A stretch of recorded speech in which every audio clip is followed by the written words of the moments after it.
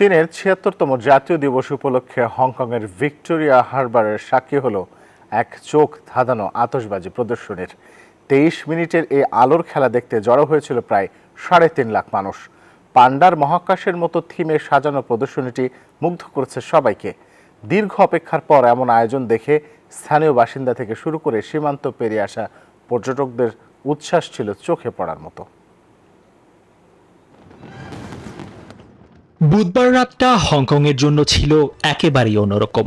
চীনের ৭৬তম জাতীয় দিবস উদযাপনে ভিক্টোরিয়া হারবারের আকাশ যেন এক ক্যানভাসে পরিণত হয়েছিল, আর তাতে রঙের তুলি বুলিয়েছে একের পর এক আতশবাজি। পুরো ২৩ মিনিট ধরে চলা এই আলোর ঝলকানিতে মুগ্ধ হয়েছিল প্রায় ৩.৫ লাখ দর্শক। বান্ডেল থাকলে প্রতি সেনমানিতে টাকা বাঁচবে। বিকাশ সেনমানি বান্ডেল কিনে জিতুন প্রতি লেনদেনে।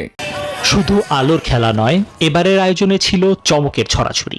আতশবাজির মাধ্যমে কখনো আকাশে ফুটে উঠেছে মহাকাশের নানা নকশা, আবার কখনো দেখা মিলেছে আদুরে পান্ডার ছবির। দারুণ সব থিমের এই প্রদর্শনী দর্শকদের এক মুহূর্তের জন্যও চোখ ফেরাতে দেয়নি। এই মনোমুগ্ধকর দৃশ্য উপভোগ করতে অনেকেই ঘন্টার পর ঘন্টা ধরে অপেক্ষা করেছেন সেরা জায়গাটির জন্য। স্থানীয় বাসিন্দা থেকে শুরু করে পর্যটক সবার মধ্যেই ছিল ব্যাপক উৎসাহ আর উদ্দীপনা। তাদের দীর্ঘ অপেক্ষাকে সার্থক করে তুলেছে চোখ জুড়ানো এমন আয়োজন।